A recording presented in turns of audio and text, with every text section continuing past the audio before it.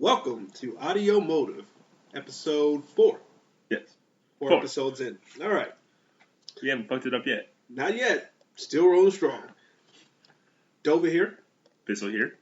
And we're ready for this episode. I think the most important thing with this episode, though, is we are both together for the first time since we started this podcast. In the same room. And together is in the same room. Yes. Separate couches, because that's how I roll. You know, blue couch, brown couch, recliner. Dover's living room. Dover just jumped over Jordan. Or jumped over Jumpman. Yeah.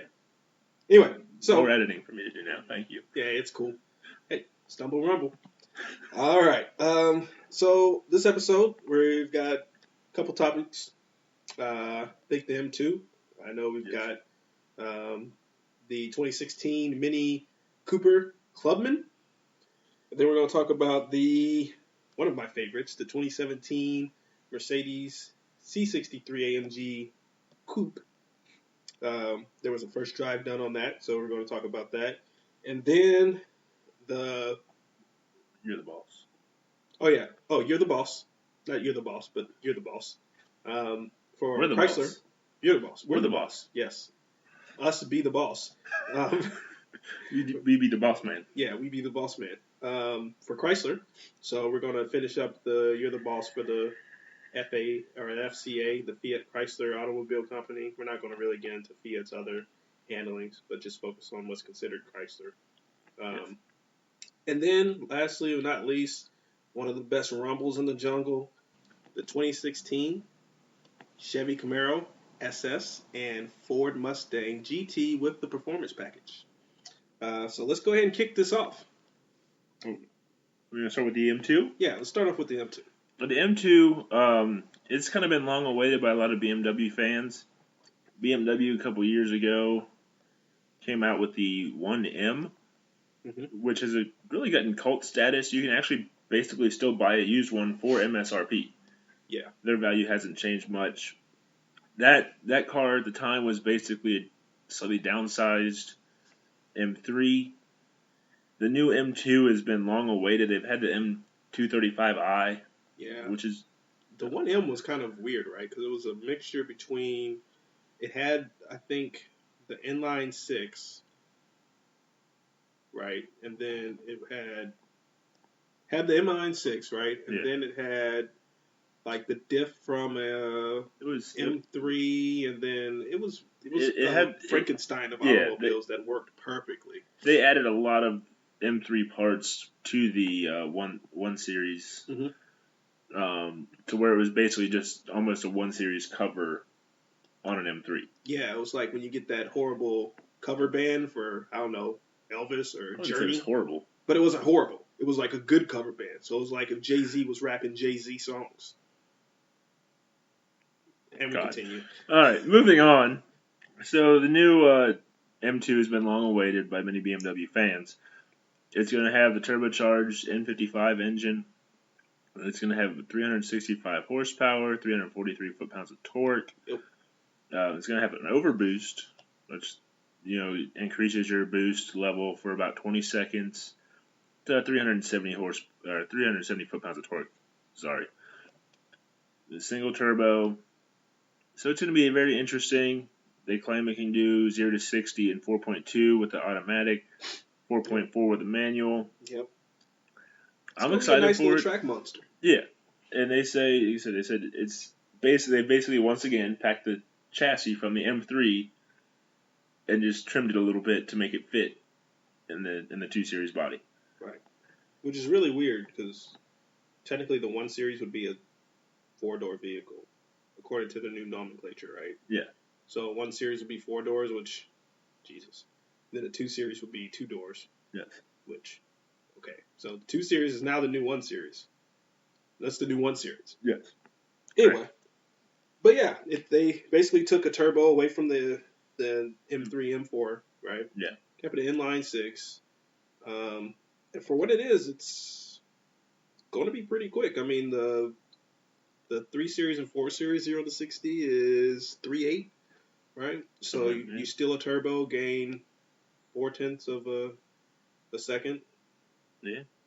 But obviously lighten it up a lot more. So that's just what they're claiming.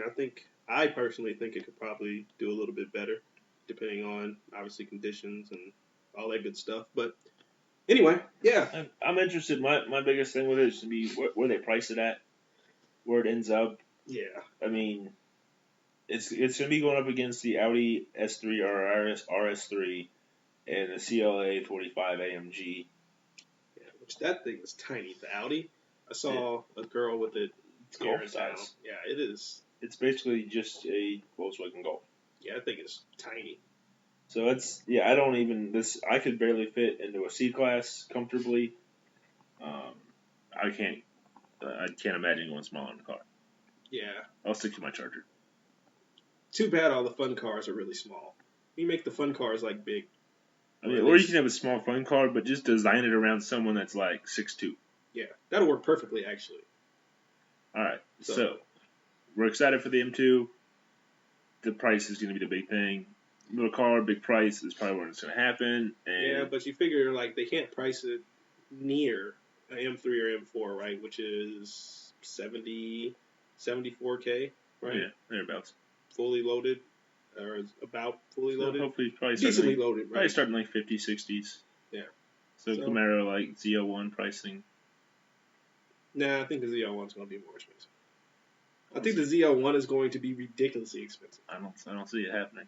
So I think it's going to be kind of what Chevy decided that they were going to do with the SS and price it almost in line with the Stingray Corvette. They don't want us to use base model anymore, but the Corvette Stingray, I don't see it. It was only like $2,000 difference. I don't see it on a lot of lots. I don't see it happening. And that wasn't even increasing the sticker price on the Stingray. That was with the, I think, sticker price plus a little bit of increase on the dealer side, and then basically sticker price plus a little increase. So all things being equal, the Chevy SS was way too close to the Stingray. The SS is $10,000 cheaper than the Stingray. No, it's not. Yes, it is. No, it's not. It's like a $5,000 difference. The Stingray starts at $55,000. Yes. The Chevy SS is $45,000. Yes. $10,000. I've never seen a Chevy SS for sale for $45,000. The dealers are stupid. And Exactly. So it goes back to what I usually complain about. Dealerships are stupid, and they need to go away. All right. You need to have the Amazon Prime of ordering cars. Cut out the middleman. Just have dealerships that do services. Let me order my car directly from Chevy and not have to pay your stupid up price on stickers. So, BMW, back to what we were originally talking about. Yeah, sorry, I got on the rant. Please send us an M2 for any further evaluation, and we'll let you know how it is. Yes, but we can't drive it. Because we're too tall. We can try. Okay. So, moving on from the M2. Yes. The Mercedes AMG C63 Coupe. I like it. I love it. The Coupe S. Has there been an AMG that we haven't liked? No. I think ever since AMG started, they went pro. The absurdity of half their shit is just the biggest appeal. Yeah. The simple fact that it's just absolutely ridiculous. So they did have the first drive of it. Shout out to Car and Driver for the article. So I like how Car and Driver kind of did the article. They talked about the 1987, I think, Mercedes-Benz AMG Hammer sedan, which I still think looks good. Like when you just look at the frontal picture of the Hammer sedan, it's insane. And the simple fact that it just scares you. Yeah, and it had like 187 miles per hour, so set the world's fastest production four-door sedan record. Yes. In 1987. I mean, to put it in perspective, my CTS-V, I think, has a top speed of like 186 miles an hour or something like that. So a little under 10 miles per hour shy, and it's 30-year difference. Yeah.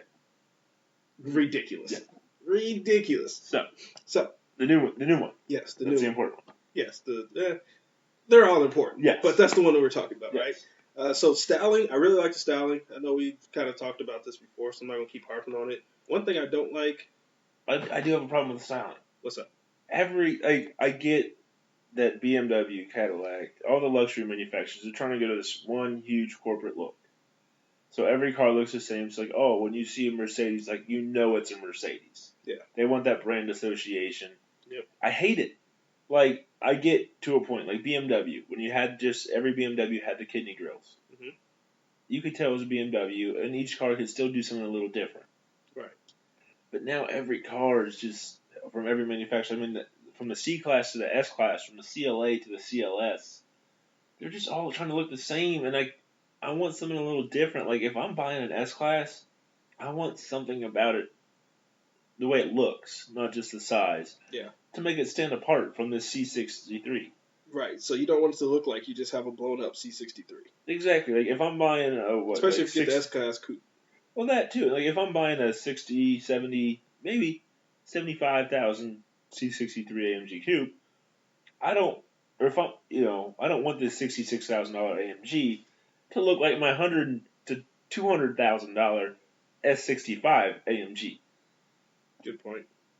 I mean, because like I can't argue with that point. I mean, that's just like someone buying a top of the line Cadillac and not wanting it to look like the base model, whatever. Yeah. Well, I mean, it's the same thing, right? Because you can buy an ATS and it virtually looks exactly the same as the ATS-V, right? Yeah. I mean, there's some different things that go on with the grille, or the front fascia, right? And then you have the hood vent, but overall, they just kind of look the same.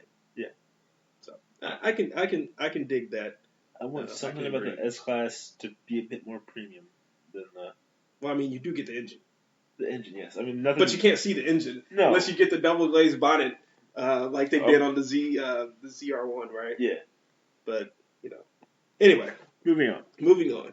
So they kind of compared it to obviously its current rivals, the ATS-V, the BMW M3/M4, or I should say M3/4. And really,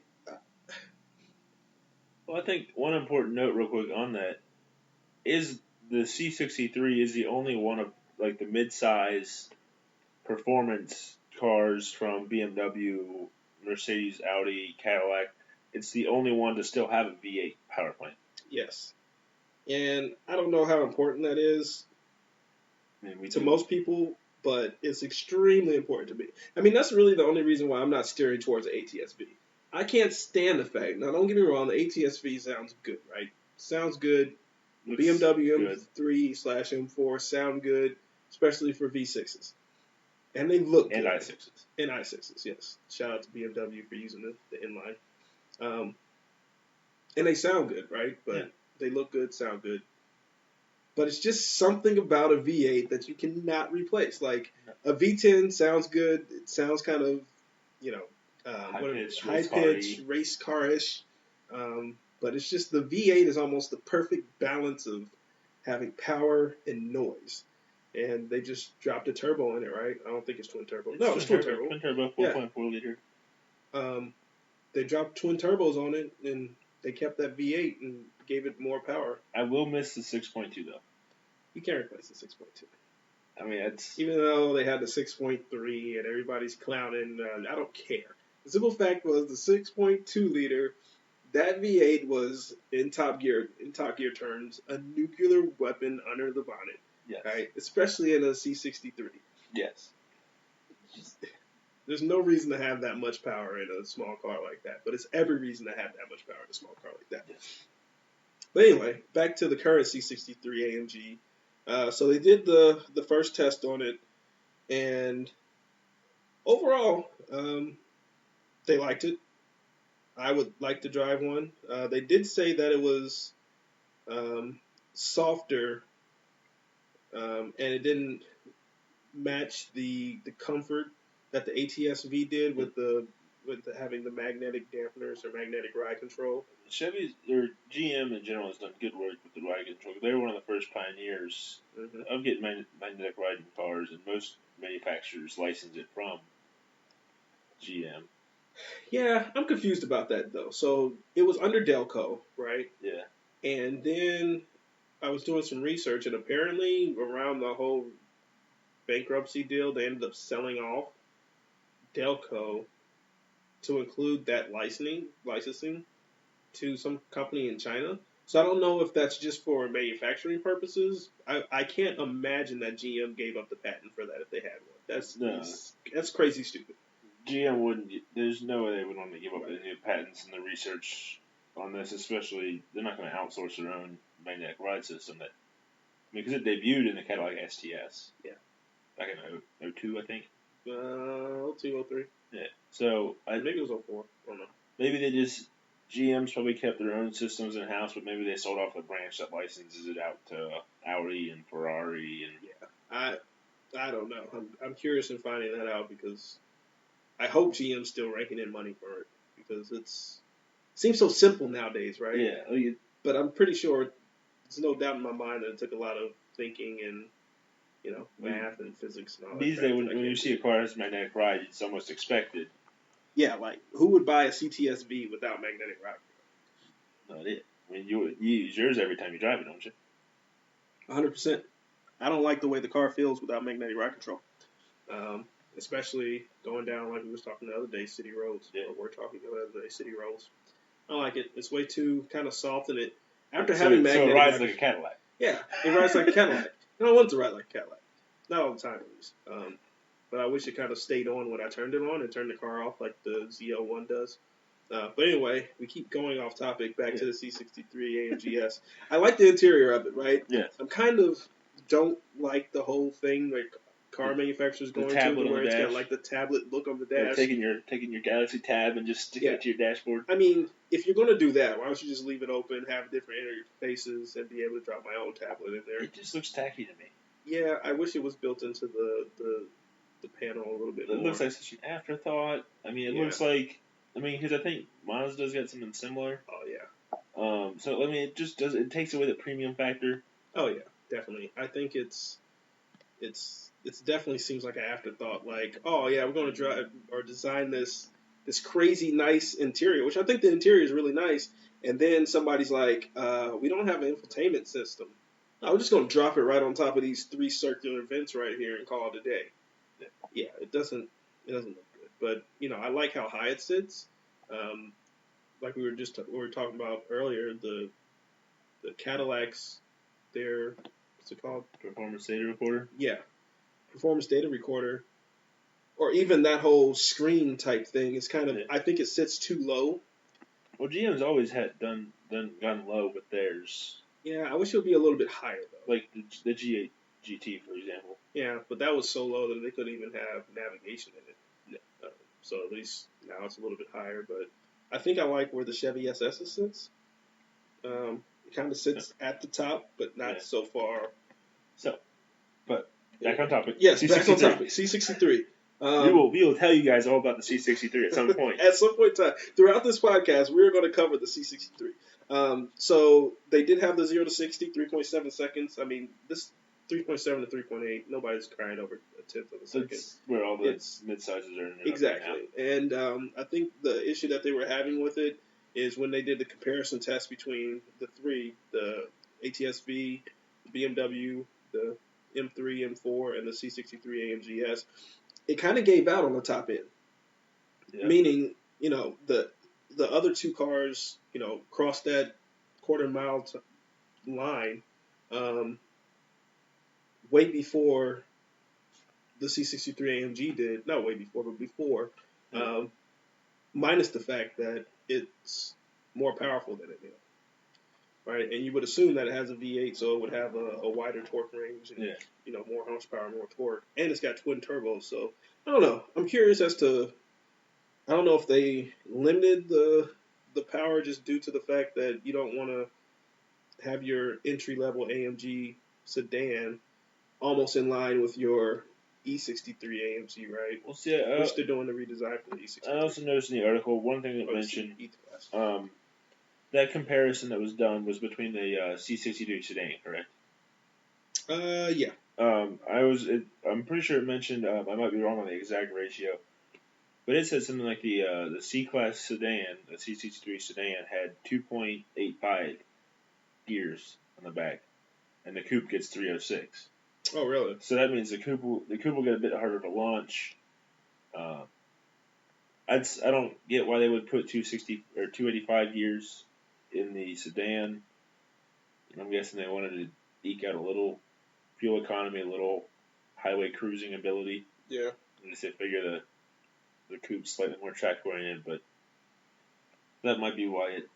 Yeah, 2.85 versus 3.06. So, yeah. Yes, it'll launch a little harder than the sedan. Yeah. So, but I mean, even without the S model, it's still knocking this competition out of the park. Not out of the park, but it's definitely over. I think it's got like a 40 horsepower advantage. Yeah, something like that. Over the M4. It's direct competitor in the ATS-V Coupe. So, overall, they really liked it. I dig the interior, how they have the kind of little mouse pad thing, and there's a lot of stuff, kind of a lot of tech, and I like tech, but tech gets old after a while, so you start wanting more stuff, and you want more convenience, and yeah, the next thing you know, it's gonna be automatic driving cars. Anyway, so moving on. We have the We're the Boss segment. Oh yeah, let's do the We're the Boss segment. We'll take over Chrysler here, right quick. Yeah, and it will be quick. I mean, they only have 3 things that they're producing. Only, 3 cars. It's quick. You want to go ahead, Dale? Yeah. So I'll just run down the line from the 200 to the 300 to their. Actually, no. I want to start off with the Town and Country. It needs to die. Just like Dodge's minivan. Let's call it Town. No, what's that called? A Grand Caravan. Grand Caravan. Yeah, that needs to die also. No, there's no point in having a minivan nowadays. Yeah. Everything's in crossovers. Yeah. Crossover, SUV, that's all you need. So, the 300, I think it looks good. I think it needs to bring back the SRT8, the SRT version of it. I don't know if I would have a Hellcat-ish version of it. To me, the Hellcat's too untamed for what I would want Chrysler to be. Yeah. Leave that Hellcat in the Dodge, but definitely give people a more sporty option, more powerful option in your 300. The 300 SRTs of the last generation before they did the, I think, midline update to the new ones. I don't know if they sold all that well, but they look well, and I was looking at them for a while. You got what, 470 all the way around. That's a good range. I think their issue with it is they never put time into actually giving it a Dr. Jekyll and Mr. Hyde. Yeah. Dr. Jekyll and Mr. Hyde. Anyway, Jekyll and Hyde. Anyway, they never put time into giving it kind of a two-face, right? Yeah. So it was basically, you got a 300 and you got a powerful V8 under the hood that wasn't the 5.7 liter. And that's it. They never did anything with the suspension. You got some Brembo brakes. So I don't think they did anything with suspension. If they did, it was very little. I think they might have given it the system that they had on the Charger SRT8, which is just it's got the valves, the gas valves, so it's slightly adjustable. Nothing like the magnetic ride control. Yeah. But yeah, it never gave it as much corner carving ability as something like the CTS-V. Yeah, which, that would be its direct competitor, right? And Roughly. The CTS-V, as we discovered last night, is much smaller. It is, but if you take flagship to flagship, right? Yeah. Then it would be... Especially in the years they were produced, they were both the flagships. Right. Now, the 300 is still Chrysler's flagship, but the CTS is no longer Cadillac's flagship, right? Now they have the CT6. Yeah. But even then, I think the XTS was their kind of flagship. Really weird. I don't understand the XTS, but it needs to die also. But we'll give it It's that. dying, so don't worry about it. No, it needs to die faster. Anyway, we've already talked about this. Chrysler. So I give it some type of, like I said, powerful V8. Bring back the SRT for the 300, and I think everything else Chrysler's really doing a good job design-wise. I think it's time to probably change up the chassis, and then give it a little bit more two-faced ability. So the 200, I like where it's at now more than I did before. it's in a much better place than when it started. Yeah, it's kind of like it's got a fence around their house now versus just a shack in Detroit. A shack in Detroit. Shout out to Detroit. So I would probably give it some type of performance kind of model. I don't know if I would call it like an RT or an SRT. It does, though, currently. You can get it with the V6 and all-wheel drive. Yeah, that's true, but a more sport option in the terms of, drop like a turbo in there, V6, single turbo or twin turbo, whatever you want to do. Something to make it a bit more bonkers. Yeah, make it a little bit more crazy. I don't know if you would call it the RT, because, it doesn't really belong on a track, but it should be at least a little bit more fun to drive. Currently they call it the 200S, and it has the 295 horsepower V6 that Chrysler offers. Okay. It's respectable, but I don't think they tuned it specifically to be as bonkers or two-faced like you're talking about. Yeah. So have like an S Plus model or something like that, to where, you get a twin turbo V6, you might get a manual. Yeah, I don't really like the manual option, but you might get a manual if you want one, and keep it all-wheel drive. But overall, I think 200 looks nice. We had one as a, I don't want to say a rental, but as a vehicle, company vehicle. 4 people fit in it. It was actually fairly comfortable. I was surprised and still had a little bit of giddy up. So, cool. Town and Country needs to die. I can't say that enough. Yeah. Over to you. All right, so my plans for Chrysler are a bit grander than just cutting the Town and Country. Obviously, cut the Town and Country. I want to move Chrysler up market. Not as far as Cadillac is trying to move up market. I don't want to make Chrysler the BMW Mercedes competitor, because Chrysler, just not. Yeah. But there's been so many great Chrysler models, throughout, especially during the 50s and 60s. I want to see a bit more luxury back into Chrysler. I want to see them be a better Buick. Yes. I think they have the ability to do that. Is that a Chrysler? Oh, God. I don't want to see. No. And is that a Chrysler commercial? That would never happen. All right, so I'm going to start with a 300. 300, I like where it's at now. It is a large sedan that, in my opinion, makes no apologies for what it is. I think we've mentioned this before in the podcast. Most people don't realize the 300 and the Charger on the LX platform are the same size as an S-Class, a 7 Series, an A8, a Jag XJ. These are big cars. Of course, they're going to have some heft to them. But they're roomy, they're comfortable. They're ride-in. So I would take the 300. It does need a new updated platform, a bit more lightweight. Everything's headed that way. Saves MPG, gives you a little bit better handling, and whatnot. So I would take the 300. You get on a new chassis, something like the Alpha platform that GM's working with. We need a new V8. The Hemi, as we've discussed before, is still an iron block. GM's been using aluminum block V8 since 1998 with the LS engines. LS1, yeah. So we'll get a new V8 in there. I want to jump up the luxury a little bit. It's not a bad interior at all currently. I love the Uconnect system. It works great. It's smooth. It's got extra physical buttons for everything. Yeah, it's got the top ratings out of any infotainment system, right? Yeah, which I think Chrysler needs to advertise that shit more. But yeah, so basically just make the 300 a bit more luxurious, give it more options, give you that you can spec out a plush model 300, or you can spec out the sporty model, the 300 SRT8 version if you want. That way, it covers the range like the current S-Class does, but at a budget that's more in line with Lincoln and Buick.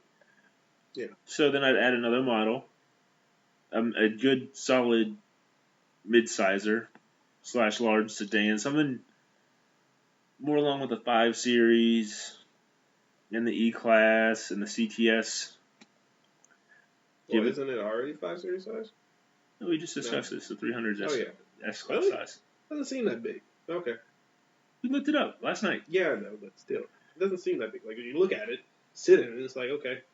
I don't know. Not that I've ever sat in an S-Class either. Just look at it. It looks way bigger. Shout out to the long wheelbase. Yes. So, get something maybe probably a bit small, like kind of like the size of the current, like the 2010 CTSV or CTS, where it's kind of that in-betweener between the 3 Series and the 5 Series. Gotcha. Something about that size.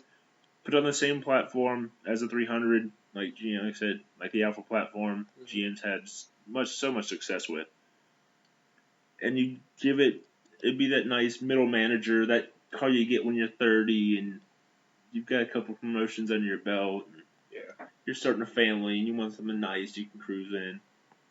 I don't know what we can call it. We can call it the Chrysler 250. 2,500. We'll find a name for it. We might change up the naming scheme. Chrysler has a long list of old nameplates that they don't use anymore since they only have 3 cars. Let's call it the LeBron. The LeBaron? No, the LeBron. Or bring back the Sebring.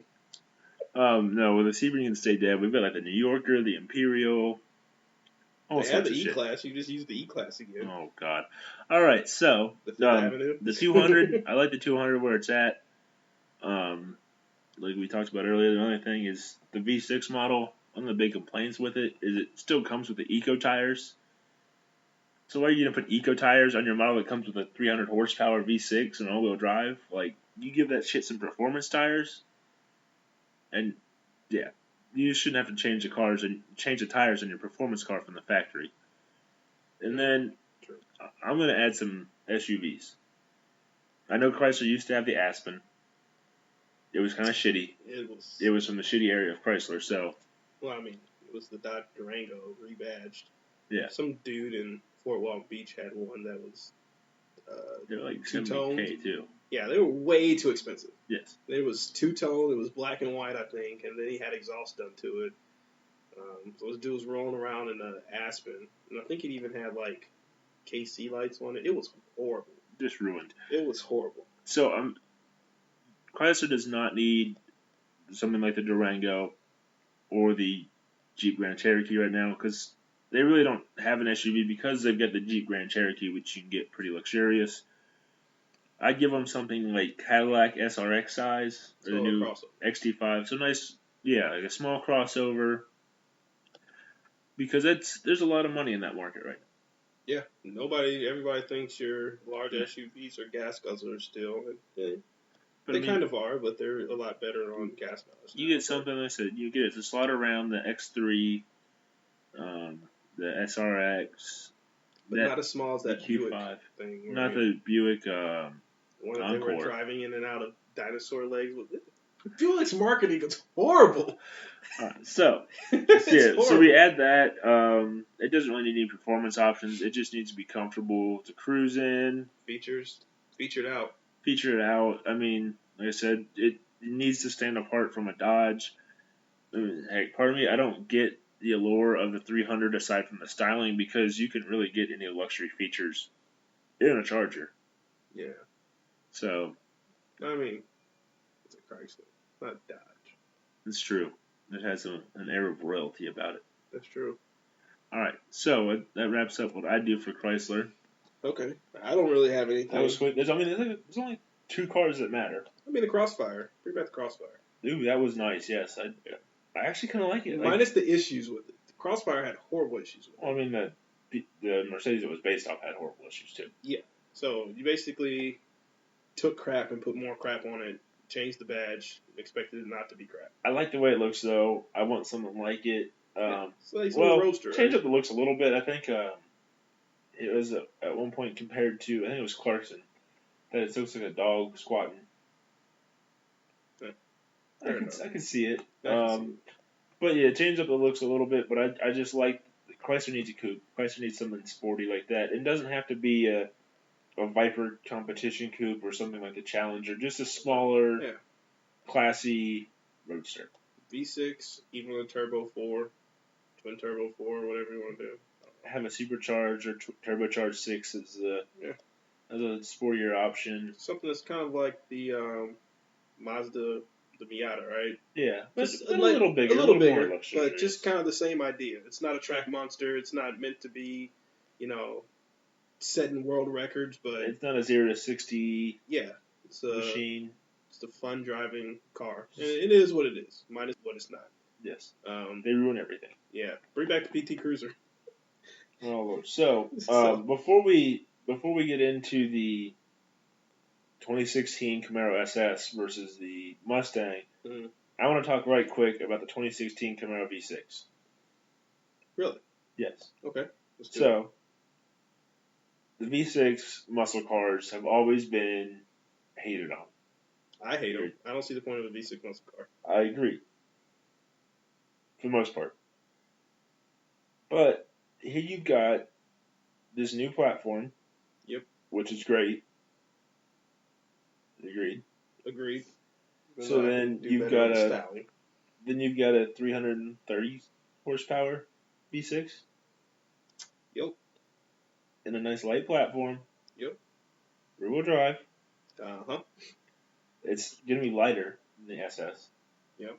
Because, 2 less cylinders, whatnot. I think it can be a pretty solid car. No, it doesn't need to exist.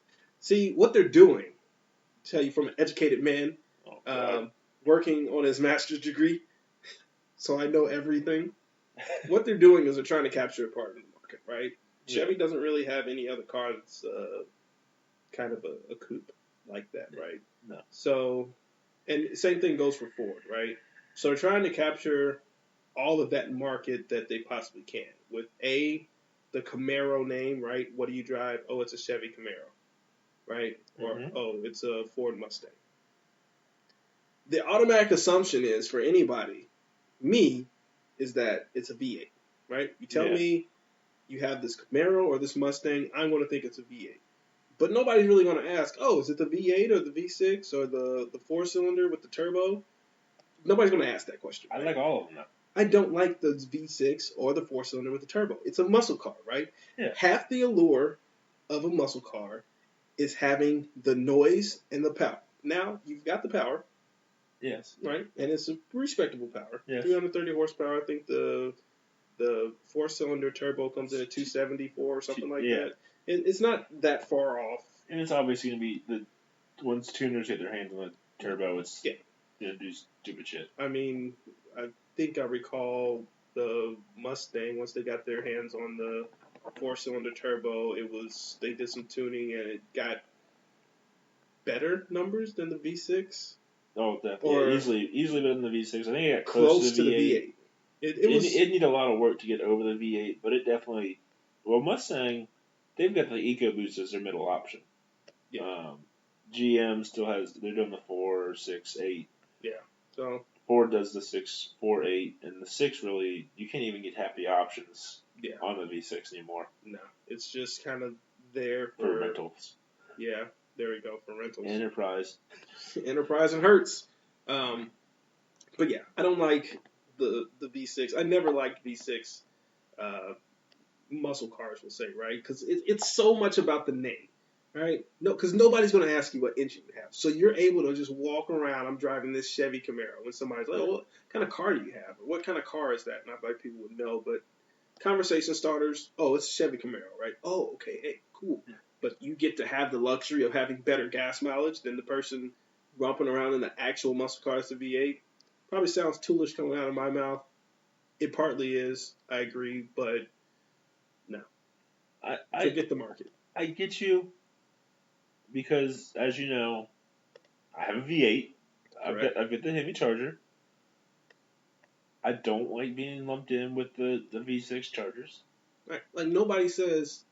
driving a CTS-V, right? Yeah. Somebody says, what kind of car is that? It's a CTS-V. People automatically know. That was weird. People automatically know. That was my Amazon Echo. People automatically know that it's a V8. It's got a supercharged engine. Not automatically, but you know the power associated. It Right. stands out. Nobody from the CTS. confuses the CTS-V with the CTS. It's like when they ask me what car I have, it's the Charger RT. Yes. Because it's not just your rental car Charger. Right. I mean, it's kind of along the same lines as the Camaro, but Yeah. you have a Camaro, you say it's a Camaro SS, right? Yeah. If somebody has a Camaro, say it's a Camaro SS, right? Yeah. They don't just call it a Camaro. Just like somebody has a ZL1, they're not just going to say, oh, it's a Camaro. No, they're going to say it's a ZL1. Yeah. Right? So, I see what they're doing. It's smart. I just don't like the fact that they're doing it. I like the fact, though, that they're not forgetting about it. Yeah. I mean, you can't forget about that market because the V6... It's most of the sales. Yeah. Chevy SS... Excuse me, not Chevy SS. The Camaro SS. Chevy Camaro SS, the V8, right, wasn't all of the Camaro sales. A lot of it was the V6 to be the heritage with the Steelies or the RS, right? Because, I mean, you get people wanting the SS. Obviously, there's a lot of people that can't afford it, but they still want the Camaro. They love the looks of it. Yeah. And the V6 will treat them all the same. They just want something that looks great, looks like a Camaro. So they'll be happy with the V6 with a 4-cylinder instead. Right. That's true, but... And you want them to be happy with the purchase. Right. I just, it was really weird. It's not for us. The V6 isn't for us. No, I would never drive a V6. I couldn't live with myself driving a V6 muscle car. No. Not like that. It doesn't... I would always be missing something. Yeah, it's... Anyway, so... Respectable for what it is. I can respect it. I can respect you trying to get into the market, but... So now, moving on to the big dog. Yeah. The two that matter. Yeah, the two that matter. So, the Camaro SS. Yes. That was virtually loaded out, that GM sent them. Or we can only assume that GM sent them. Yeah. And they asked for it, and then the car manufacturer sends whatever they have available. Yeah. And the Mustang GT with they call it the performance package? Yeah. Yeah. So, starting bottom up, a lot of people were complaining in the comments that, the Camaro was fully loaded out and it was $7,000 more. It was $7,000 more, and then they gave him a base model GT. All right, I want to start this off. If you're complaining about the price as tested in any magazine test or any online car test, shut up. Because what you actually have to look at is what options were added for that extra price. In the case of the Camaro, the only options that matter that you can add are the sport exhaust and the magnetic ride control. Yep. That's all that matters. You can get those well under whatever fully loaded 2SS model that Chevy sent. And you can also blame Ford for not sending a more loaded premium luxury package in the Mustang GT. Right, but it's a comparison of, let's be honest, right? We only care about the numbers. We only care about the numbers. That's what everyone cares about when they're complaining about these two reviews. The performance numbers. We don't care about the dollar figure. Because all these people in the comments too is like, the Camaro was $7,000 more. But how does that affect the performance? Exactly. Well, they say, the Mustang's $7,000 cheaper, and it was just as close. Yeah. Well, it doesn't have to be $7,000 cheaper, and it'll still lose. Like, right. The simple fact of the matter is that it's going to lose. So I've only ever seen people that are really in love with Mustangs complain about the Mustang losing.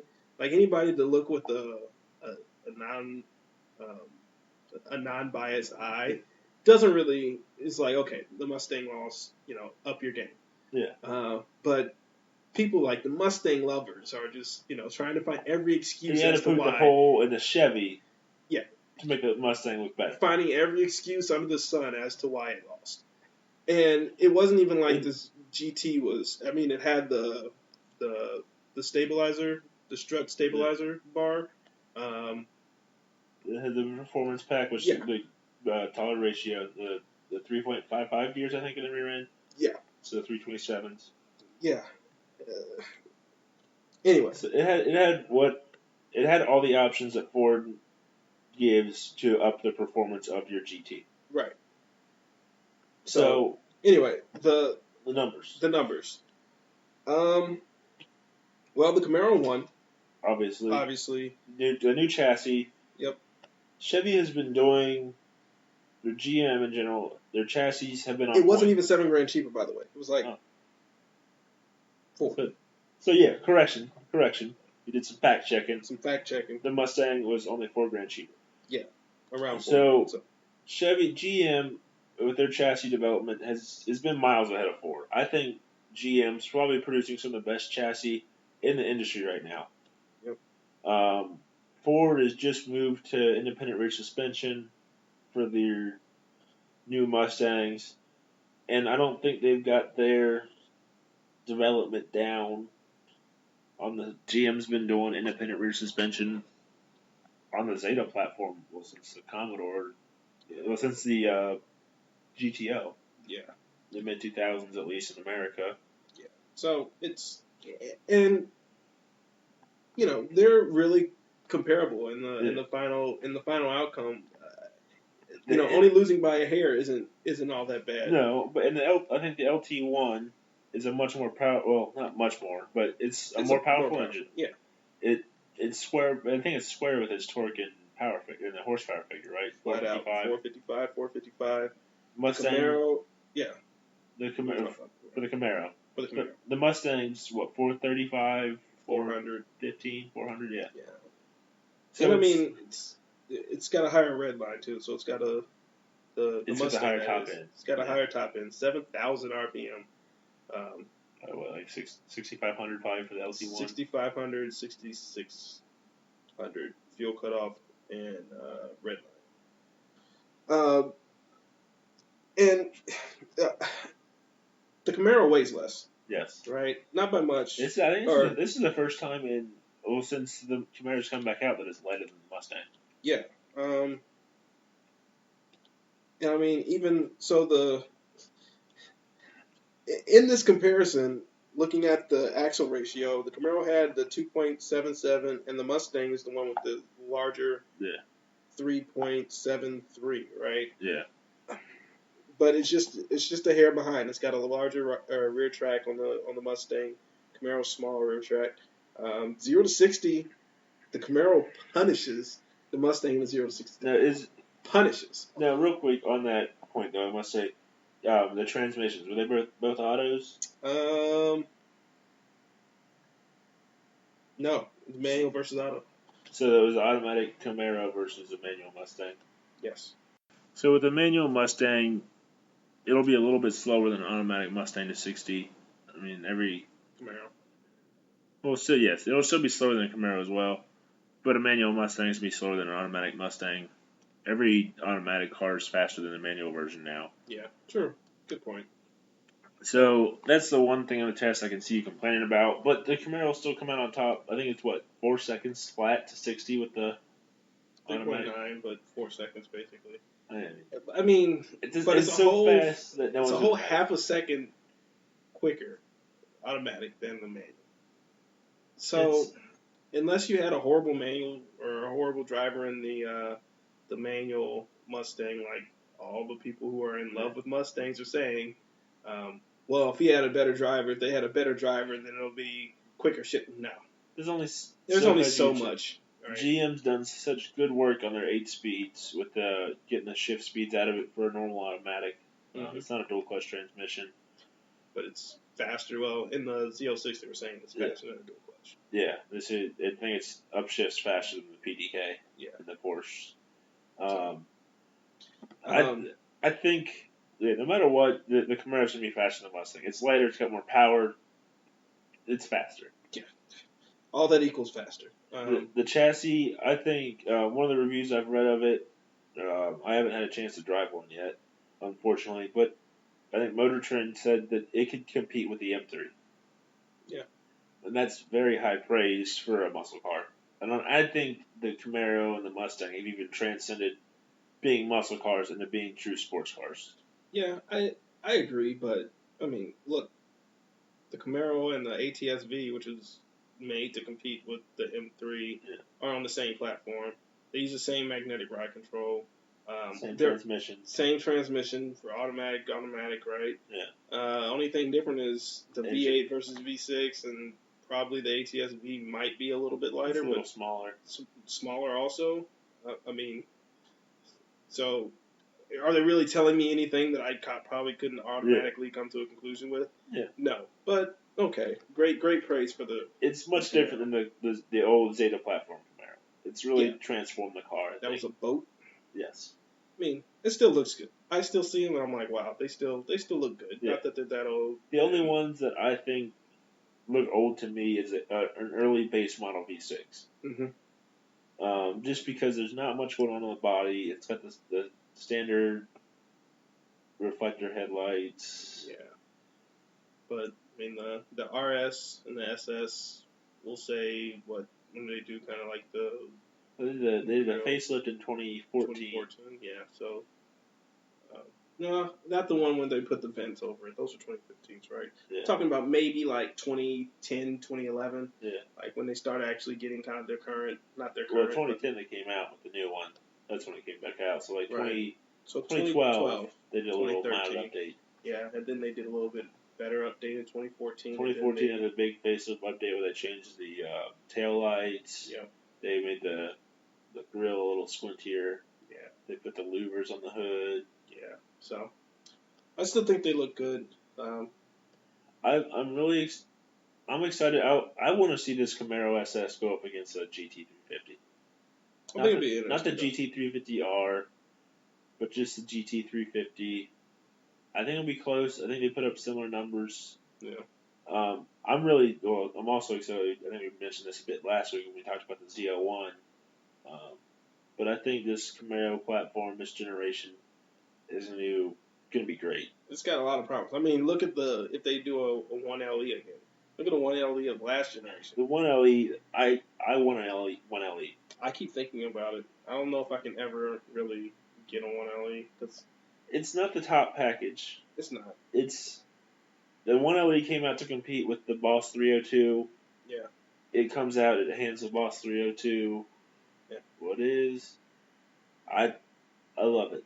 I like it. I don't know. Just going from a CTSV, I don't know if I can go down. You do lose power compared to your CTSV. It's not as much power as a ZL1. Right.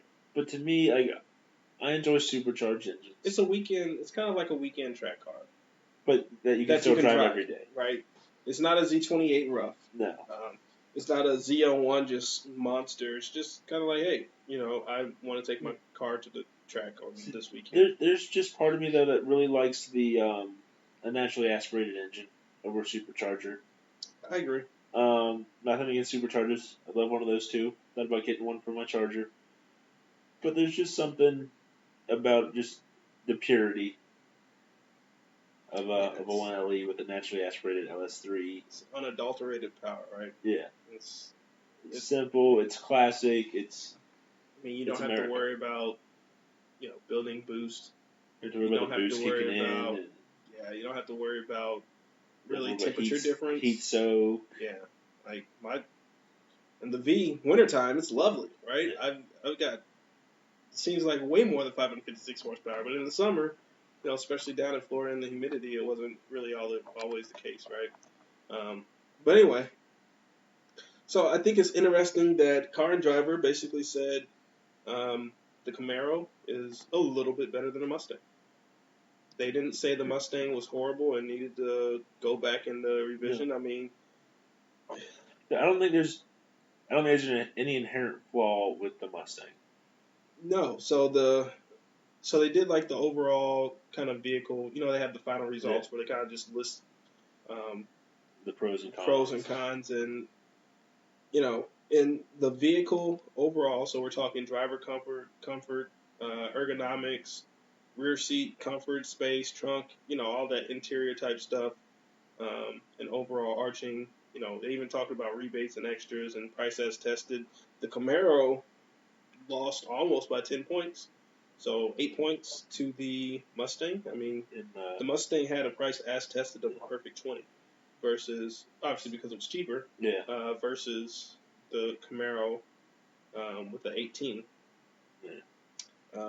But the Camaro got a 10 out of 10 on features and amenities versus the Mustang's 8. So, whatever it's worth, it kind of balances out, right? Yeah, it's forgettable to me. But if you go into the drivetrain, powertrain, I mean, the Camaro got almost the perfect score. So perfect score is 55. The Camaro got a 53 versus the Mustang's 58. They rated it a 20 out of quarter mile acceleration. Sorry, what did you say the Mustang was? A 48. Did I say 58? Yeah. I meant 48. 48. 48. Perfect 20, quarter mile acceleration, flexibility, perfect 5, fuel economy, perfect 10, transmission, 8 out of 10. That's the only place I lost points was. Yeah. And I think transmissions can be subjective to a point. It could be. The Mustang got a 9 out of 10. Got a 9 out of 10 on fuel economy, 4 out of 5 on flexibility, lost on the quarter mile acceleration. You know, chassis, again, the Camaro kind of swept the floor. Steering feel, braking feel, and ride are the only thing it got 9s in. Got a 20 in performance and a 10 in handling, both 2010 out of 20 and 10 respectively. So nothing's running away from, like, no, the Camaro's better, but it's not like... It's not head over heels just running away with that segment. So what we can conclude without having a chance to have driven the new models yet is buy whichever one you enjoy. Buy whichever one you think looks better. Yeah. Because you're getting basically paper, an even vehicle. Sure, and with these 0 to 60 times, well, one, there's not that many times you can really use 0 to 60. Right. I mean, I almost consider it more of an on-ramp type thing that you look at, right? I'd rather maybe a 5, 10, a 10 5, 60, they do 5 to 60s and 10 to 60s. Yeah. But yeah, I mean, that and eking out that performance of that 3.9 0 to 60, the average everyday driver, you have to get a lot of practice in these cars launching them to get them to launch correctly. Well, don't think I don't know if they have launch control. I'm not sure either. I'll do some research on that. But yeah, I mean, regardless, even with launch control, yeah, anyone can do it. But without launch control, I mean, heck, even my Charger, if I'm trying to launch to get the advertised 0 to 60 of 5.2, it can be a challenge. Yeah. And one, you've got to have a good stretch of pavement to do it on, yeah, where you can get traction. And I mean, just easing into the power without overdoing it and starting at the right point in your power band, it's so hard to get. Yeah. I don't think I've ever gotten to the advertised. I think it was 3.9 seconds 0 to 60 that the CTSV had. No, I mean, even Car and Driver had it at a 4.1. I don't think I've ever gotten 4.1. I think the best I've got is 4.5. It's so hard to launch. I mean, the tires, there's so many variables to your 0 to 60 launch. So, yeah, I mean, they basically got the same fun to drive experience. Out of 25, a 23, and a 22. Overall, 207 for the Camaro and 205 for the Mustang out of 240. So, exactly, drive what you want. At the end of the day, that's what we're saying. Drive what you want. Drive what you enjoy. It's your money. It is. I mean, you're the one spending almost $50,000. You're the one looking at it in your driveway every morning. Whatever you can look out of your driveway or look out of your window and see in your driveway and just be like, damn. Every time you see your car, it's only you can be like, damn, that thing is mine. Yeah. Hey, you're the one almost spending $50,000, so yeah. I hope you get what you like. So I want to wrap this up with one last quick segment. I have not prepped Dale for. Uh-oh. But we're going to throw this in there. I want to talk a quick bit about our car history. Some vehicles we own. I want our listeners to know what we've had direct experience in owning on a day-to-day basis. Okay. Just to see our quick little varied history. You want to go ahead? Yeah. So, high school? Your first car. Dovey's first whip. Dovey's first whip was a free, I emphasize free, Toyota Corolla that people debate on if it was a faded purple silver-ish color or if it was just a tan silver-ish color. Some people said it was purple. I didn't think it was purple. Color unknown. Color unknown. I had a lot of fun in that car. My aunt gave me the car. My sophomore year, I think? No. My junior year. End of my junior year. Somewhere in my junior year, I got the car. And I had it all senior year. It had some mechanical issues prior to it being given to me. So, even though I kept the oil changed in it through a rod. Yeah, it was a head gasket issue. That I don't know if it was fixed right at all, but anyway, threw a ride. Got another car that I really wanted, a Pontiac Grand Dam. Yeah. So I got it. They were really expensive, actually. They held their value. They did. For what they were. Especially compared to its cousin, the Oldsmobile Alero. Yes. So I got its cousin, the Oldsmobile Alero. Which I did get I think it was the GLS. So I got the 16-inch chrome plated wheels. I don't think they were Chrome clad. Yeah, chrome clad with the 255. 255, I think 50/16s or maybe 250/50/16. Anyway, I had like the nice, sleek, low profile sports tires on it. Had the spoiler. Had a sports suspension, I think. The sports suspension, yeah. V6. Probably like 200 horsepower. Yeah, I didn't have that much horsepower. But I thought it was fun. Had the car all the way through college. Nice little car, yeah. Nice little car. So what, senior year of college you got? Was it Did senior you? year? I think you had it for a whole year at Wright State. Yeah, I did. I had that car for a long time at Wright State. Well, it seemed to be a long time. So after I got a little bit closer to getting dead set in a job, I went on ahead and bought a Pontiac G8 GT, red. It wasn't the sports package, so it had the 18s. Not for long. Not for long, but it had the 18s on there. Nice little 6-liter. Great car. After 2 years, I decided that I wanted another car, so I kind of got another car, and then I kind of didn't get to. Like I want to talk about how famous I was at Wright State. You got a half of a car. I got a half of a car. But back to the red G8. Yes. Famous. I take claim as being the only person at Wright State that, out of student or faculty, I was one of the first two people to have G8s at Wright State. After I got them, I saw them everywhere. And it's not because I was in one, because you kind of see a car. I'm claiming I'm OG G8 status at Wright State. The only other person to have one at Wright State was the dean. He had the maroon one. Yeah, and it had the space shuttle on the license plate, because I always saw it outside of Millet. It was the maroon GT. Was it maroon? Because there was a maroon G8 GT. Yeah, it was maroon. So yeah. And no, that was a different one. So I was I was out of the first three, because it was the maroon one, and then the dean had the, what color was it? I want to say it was a gray color. Yeah. And then I had the red one.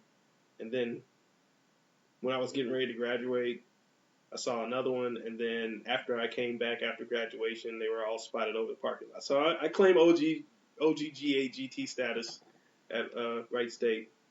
Anyway, so 2 years later, your half upgrade. I get my half upgrade, basically engine and transmission tune and suspension. Yeah. And I got a black G8 GXP. Really like the car. I don't think we've ever talked about this, but honestly, how much different did it feel than your GT? It was okay. So I got a lot of time in the GT prior to getting in the GXP, right? Just traveling, because I bought the car in Georgia. Yeah. So traveling in the GT all the way to Georgia, which was I think like a 5-hour drive for me. Yeah.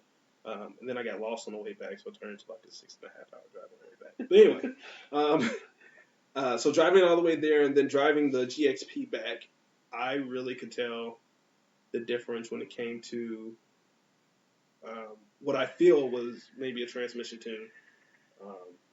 And then the suspension was noticeably different, right? Because it was gas versus liquid. Yeah.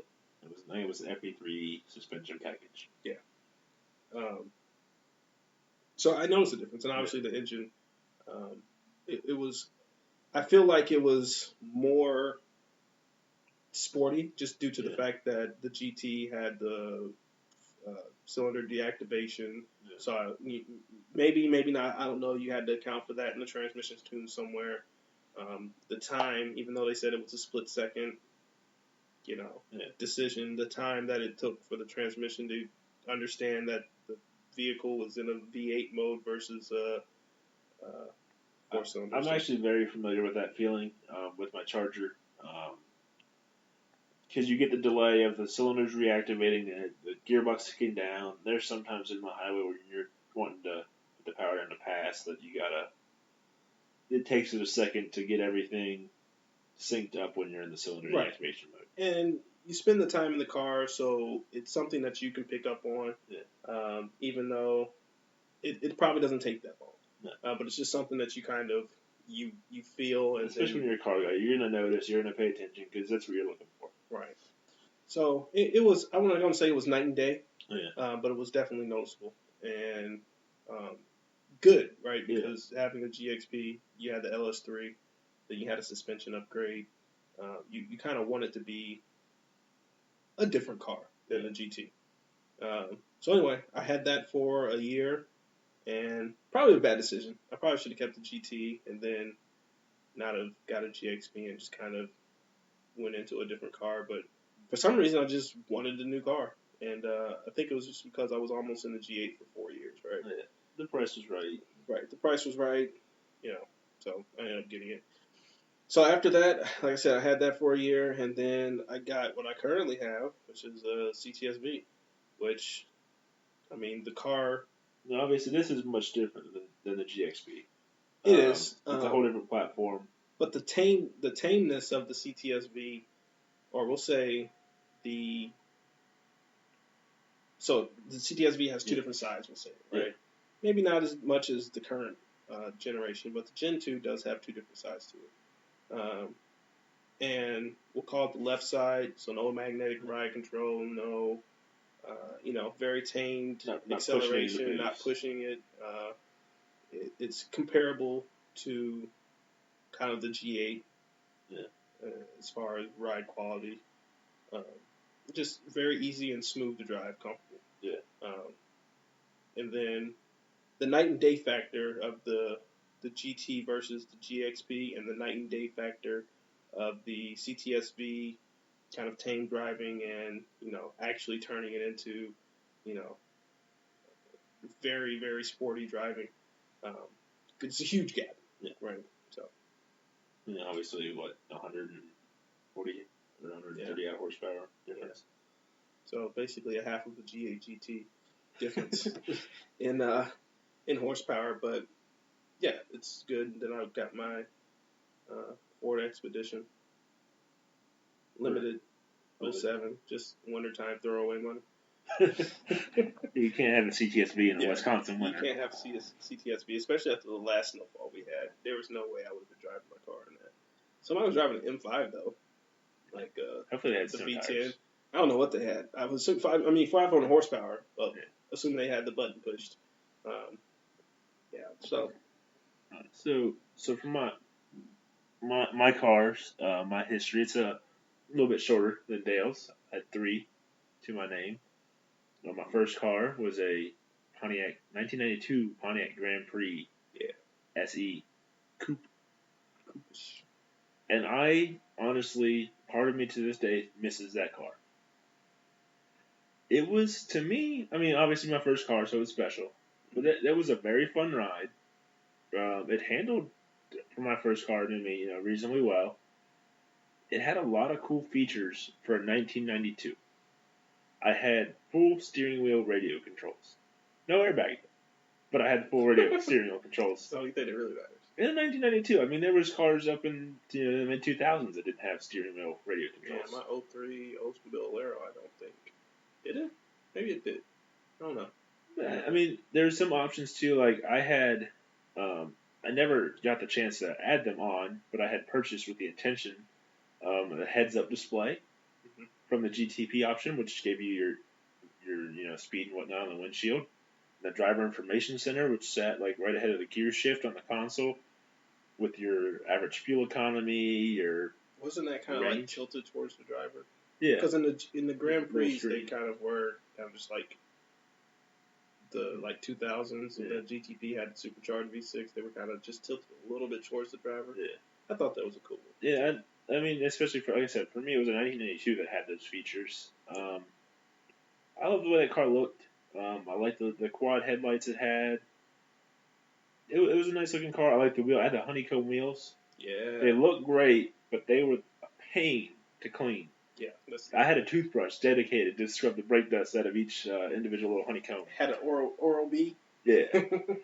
So after that car, unfortunately, when I had it, I took it to a shop because it was overheating. Mm-hmm. They thought they fixed the issue. They didn't. Turned out it was a head gasket.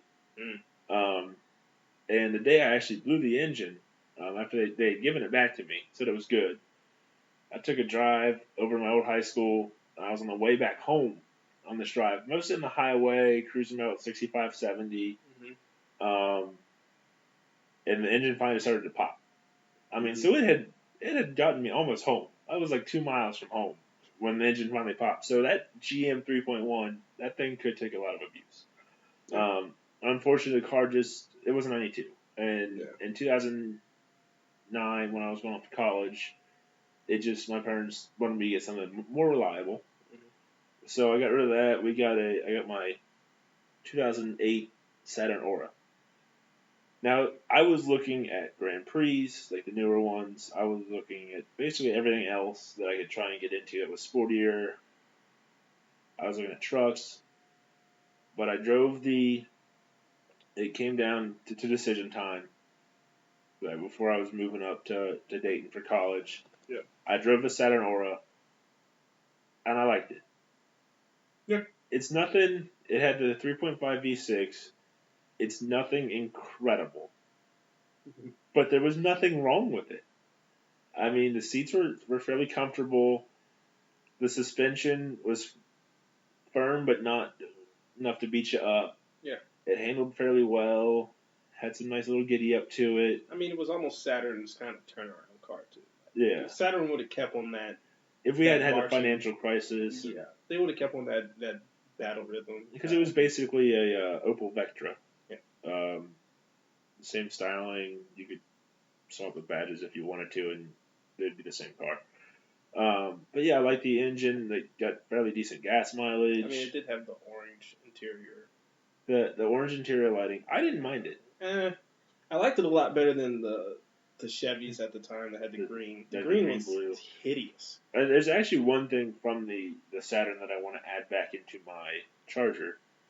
In the overhead console up front, it had 2 little LEDs that cast a nice soft glow over like your shifter console area, your cup holders, which gave it, especially driving at night, it didn't hurt your night vision at all. Mm-hmm. And it made you could see around the cabin. Yeah, it's kind of like the white interior lighting of the V.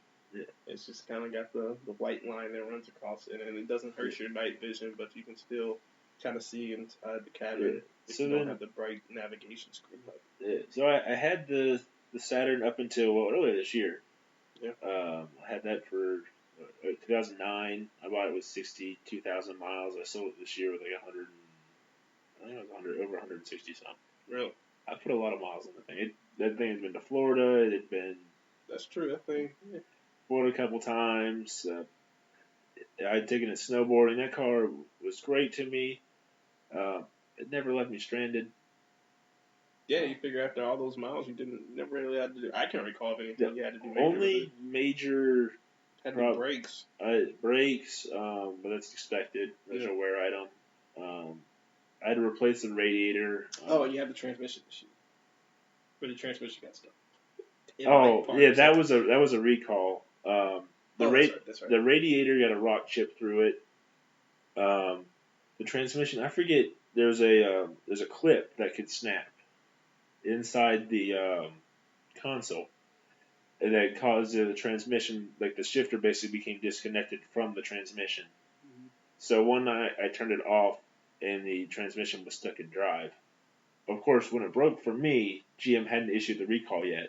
Of course not. So I had paid a shop to do it. Unfortunately, I didn't have enough information to get the refund when the recall came out like a year or two later.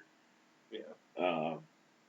But yeah, But so I mean, you didn't have any issues that No. were like mechanical, like the rock chip. Yeah. That's just a chance. the thing Rock happening. one, yeah. I mean, 71 or 75 at the time had such terrible construction. I drove I mean, up and still down is, that. Right?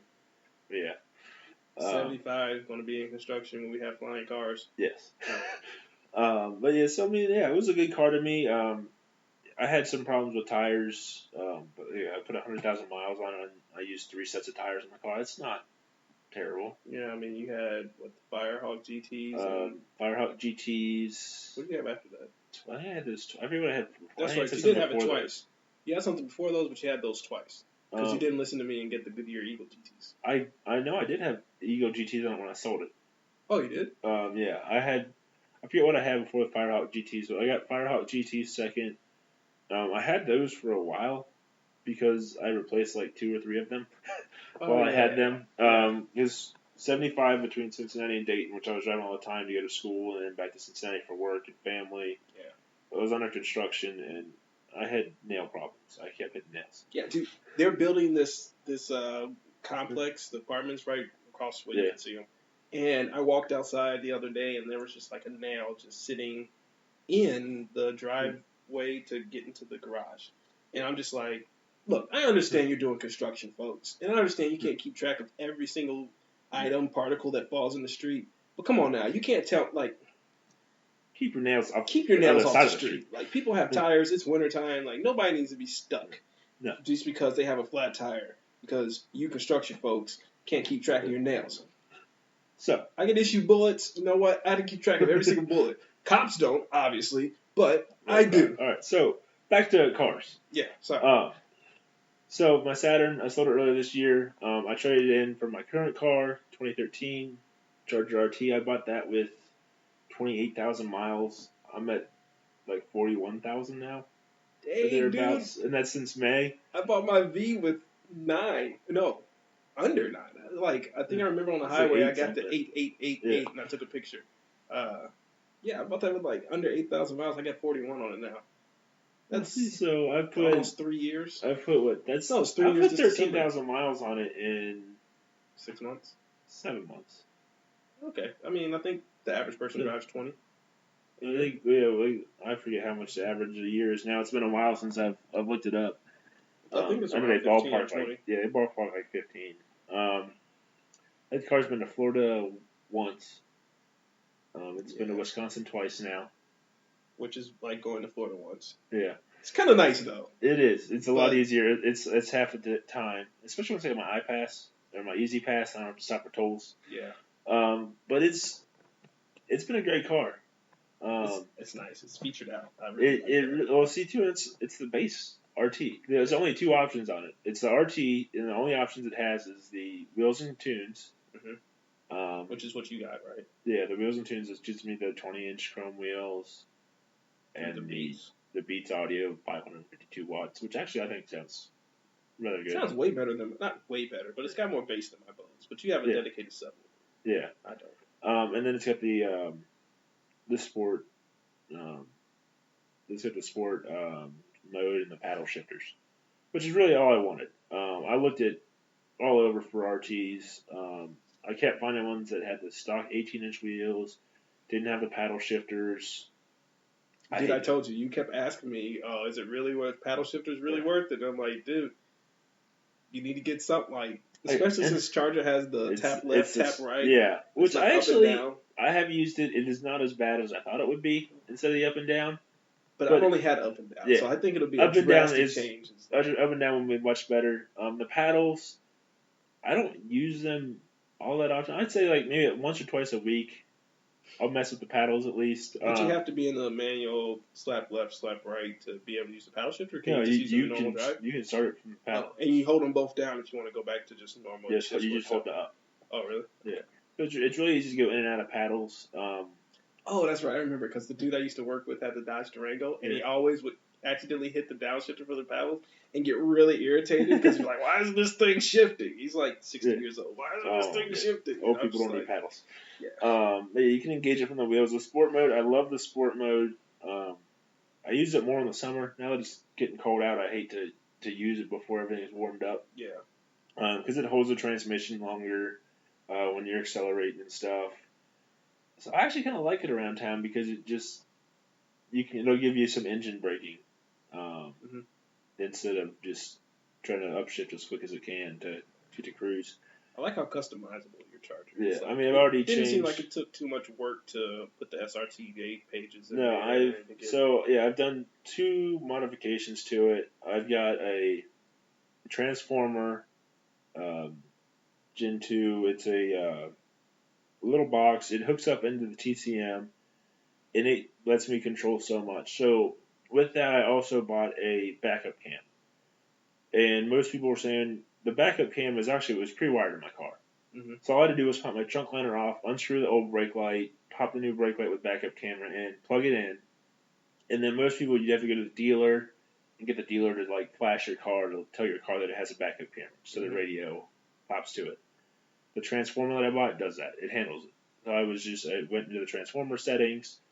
I checked a box that said, enable backup camera. Yeah. That box also lets me set custom shift points. It lets me set the shift hardness. I mean, it can make my transmission shift so much harder, quicker, puts the power down. I can, But that's already programmed, right? You just kind of say, I want to do this. Yeah, I mean, you can modify have to actually go in. Oh, you can modify it? Yeah, you can modify it. I'll show you. Yeah, I'm too nervous. It's got a new couple other modes. There are different things you can enable and play with. One of them is called the light show. Yeah, that's sweet. Personally, for me, I have some use for it when I volunteer at the firehouse. If I'm responding from home or wherever else down to the firehouse, it makes my high beams flash or my fog lights, and it makes the rear racetrack light on the Charger. All those LEDs can flash around. I mean, I have no use for it. If something like that even existed in the V, which I know it doesn't, I have no use for it. I'd probably get in trouble using it. I mean, well, see, luckily, I don't know, luckily, but whatever, it's stock, or when you just enable that option, it disables as soon as you put the vehicle in drive. Oh, okay. So there's a secret method to unlock it for, use when you're in drive, which I forget the method now.